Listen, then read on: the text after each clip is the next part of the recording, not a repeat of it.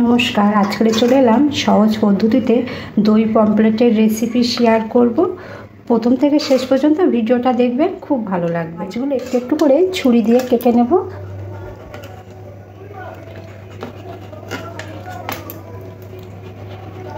এই মাছ সবাই পছন্দ করে। এই মাছের কাঁটা কম, একটাই কাঁটা, ছোটরাও খুব ভালোবাসে। মাছগুলো কাটার পরে নুন আর হলুদ দিয়ে দেব।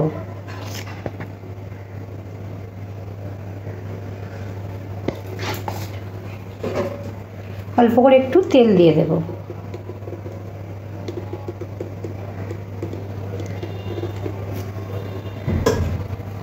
আর নুন আর হলুদটা মাছের ভিতরে এইভাবে ভালোভাবে ঢুকিয়ে দিলে মাছটা বেশ খেতে ভালো হয়।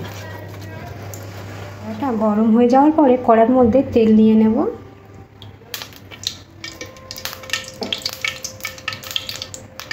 তেলটা খুব ভালো গরম হয়ে গেলে এখানে একটা একটা করে মাছ দিয়ে দেব।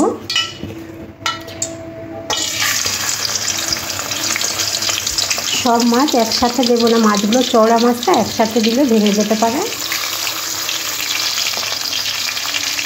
মাছ ভাজতে ভাজতে একটা মশলা বানিয়ে নেব।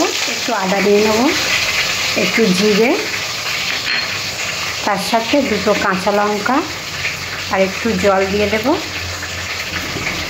দিয়ে ভালো মিহি একটা পেস্ট বানিয়ে নেব। মাছগুলো এবার আস্তে আস্তে করে উল্টে দিতে হবে যাতে মাছগুলো না ভেঙে যায়। মাছগুলো এরকম লাল লাল করে ভেজে নিতে হবে। এবার উঠিয়ে নেব। বাকি যে মাছটা আছে একইভাবে ভেজে নেব।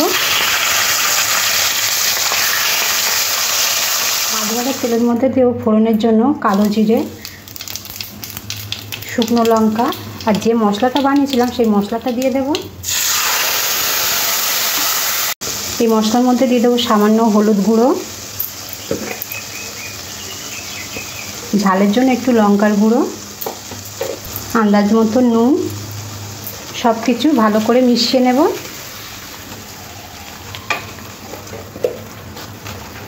একটা সুন্দর আনার জন্য একটু কাশ্মীরি লঙ্কার গুঁড়ো দিয়ে দেব আর একটু জল দিয়ে মশলাটাকে 1-2 মিনিট কষে নেব।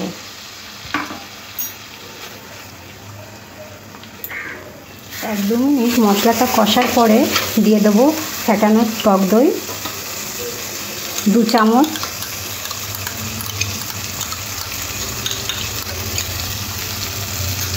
টক দইটাও মশলার সাথে খুব ভালো করে মিশিয়ে নিতে হবে আর গ্যাসটা লো মিডিয়ামে রাখবো। দইটা দেওয়ার পরে দেখুন মশলা দিয়ে তেল ছেড়ে দিয়েছে আর খুব সুন্দর একটা কালার এসেছে। এরপরে দিয়ে দেবো অল্প করে একটু চিনি,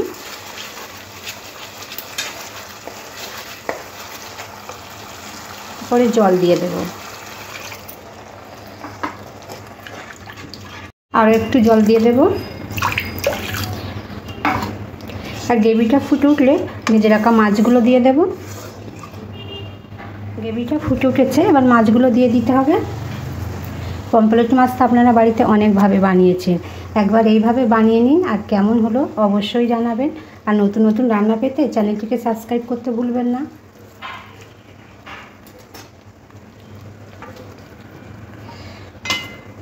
আপনারা যদি একটু গ্রেভিটা বাড়াতে চান তাহলে একটু জলটা দিতে হবে বেশি করে। গ্যাসটা মিডিয়ামে রাখবো। এবার 5 থেকে 6 মিনিট ঢাকা দিয়ে দেব। 6 থেকে 7 মিনিট পরে ঢাকাটা উঠিয়ে নেব। দেখুন পমফ্রেট মাছের খুব সুন্দর কালার এসেছে। এরপরে দিয়ে দেবো কাঁচা লঙ্কা। আপনারা চাইলে একটু ধনেপাতাও দিতে পারেন, আমার ধনেপাতাটা শেষ হয়ে গেছে। একদম সহজ রেসিপি আর সহজভাবেই বানিয়ে নিলাম। আশা করছি রেসিপিটা সবার খুব ভালো লাগবে। আর ভালো লাগলে অবশ্যই লাইক শেয়ার কমেন্ট করতে ভুলবেন না। আজকের মতন এখানেই শেষ করলাম। সবাই ভালো থাকবেন, সুস্থ থাকবেন। আর নামাবার আগে একটু ভাজা জিরের গুঁড়ো দিয়ে দেবো।